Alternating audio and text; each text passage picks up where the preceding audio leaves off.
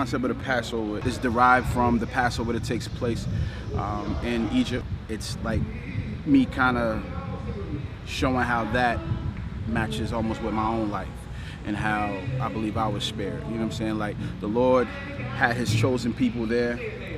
He spared his people, and then he delivered his people out of that circumstance, out of slavery. The same with me. When I grew up in Philadelphia, go from living in a crack house, you know what I'm saying? And from there, you know, my mother was just moving around trying to get away from, like, she had to get away from my stepfather. So we just moved, you know, to like a house that they just wasn't doing the right things in, you know what I'm saying? So there was a lot of suspect activity going on in that house.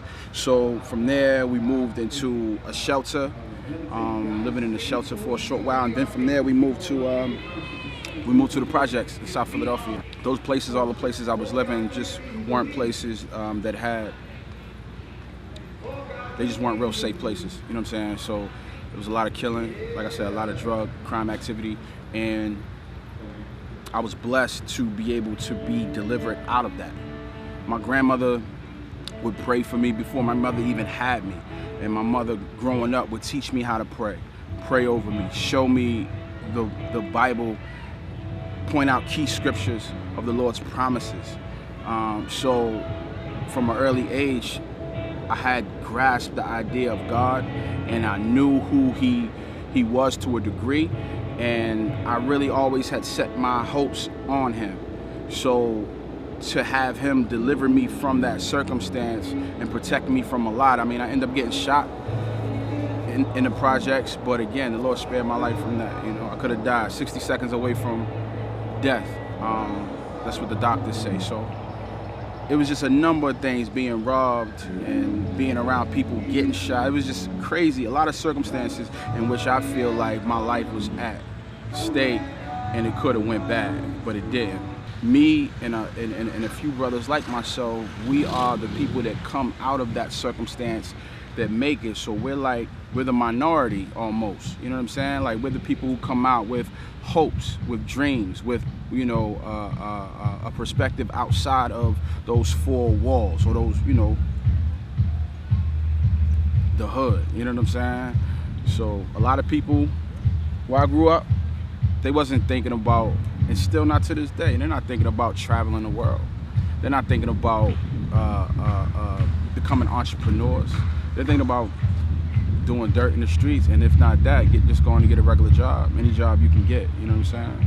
So to come out like with ambition, hope, aspirations, you know what I mean? Like, it's rare, you know what I mean? So I felt like the Lord passed me over in that regard, where he gave me necessary things that I need that everybody doesn't get. Now, like, the Passover in the Bible was on like one particular day, so I didn't know if there was like one particular day or event that would be kind of like the Passover in your life.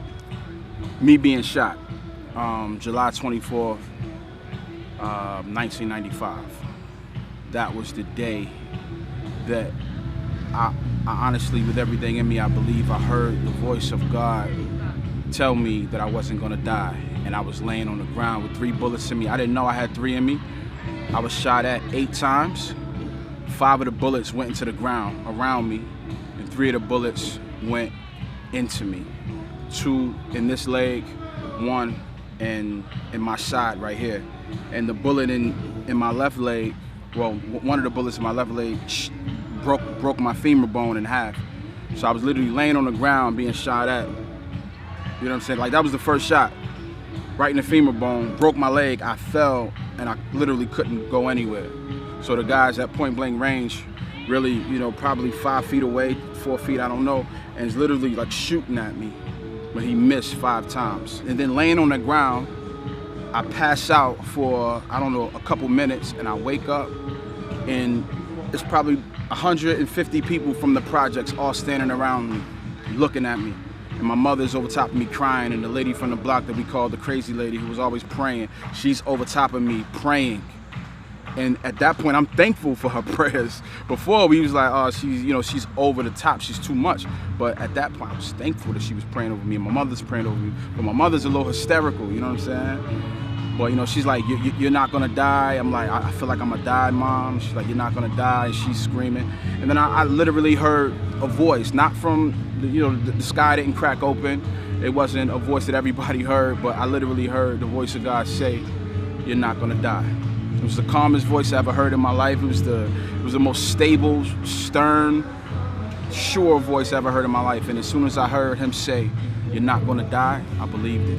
I was shot because a guy in my neighborhood got shot and they thought I did it. And it looked like I did it. They had every reason to believe that I did it, but I didn't. So their shooting me was retaliation for that. It took probably 4 years after that. So I was like 19 when I really began to take the Lord seriously, the walk seriously. I always took the Lord seriously to the degree that I could with what I knew, you know what I'm saying? But to take my walk with him seriously, that happened at 19 when I was invited to church from a friend of mine. A friend of mine, his girlfriend invited me to church with her. And I was like a dude where I always knew a little bit about everything. Real intellectual type. I hung around a lot of hood scholars, you know what I'm saying? People who read a lot of books, Hebrew Israelites, Nubian Moors, 5%ers. Like, these are the type of people that I would be around almost every day, rapping with and also hanging out with. And I tell the story all the time. Cruz Cordero from Cross Movement, he was one of the guys when I was about 16, 17 years old. I would be downtown in Philly on 11th and Market, and I'd be standing with the Nubian Moors and the 5%ers, and he would be there with an open Bible debating scripture with these guys. And I would just stand there. I believed the Bible, but I was in no shape to argue, you know what I'm saying, or debate anything. So the fact that he was a Christian and he was doing that amongst these these guys were militant for the most part, you know what I'm saying? Yeah, you had a couple just straight good guys there, but there was a few people there that was militant, you know what I'm saying? But he had no fear. And he was just like opening up scripture and debating scripture with these guys, and I admired that, and it encouraged me so much. That even with, my small knowledge that I had of scripture, I felt encouraged by that he could do that. And then shortly after that, that's when I was invited. I was about 19, maybe a couple years after that, I was invited to a church. So the reason why I brung up me being around the Nubian Moors and 5%ers and all that is because I was hanging around them and getting my understanding of scripture from them. Though my mother planted the seed and gave me the overall context, she gave me the gospel in terms of it being opened, you know what I'm saying, and flushed out. It was through their lens that I was seeing it. So they would open the Bible as well, and they would tell me from their perspective. So my understanding came from that. So in a way, I felt like above pastors or people who went to church. I felt like I knew more. So that's how I carried myself. I knew a lot about everything. So when I met the pastor for the first time, I initially didn't want to sit down with the pastor because I felt like I knew more than him. You know what I'm saying? But then he asked me a question that I didn't have the answer for. I don't know what that question is. I can't remember. But I remember being stumped. You know what I'm saying? Because he asked me the question, I answered with what I thought was a correct answer. And normally I would be able to answer in a roundabout way to where if I was wrong, I still could kind of be right. But he just flat out told me I was wrong. And he was like, no. I said, no. I said, well, what's the answer? And he gave me the answer, and then from there proceeded to give me the gospel, raw, uncut, clear cut, and concise. And my life was changed from that moment.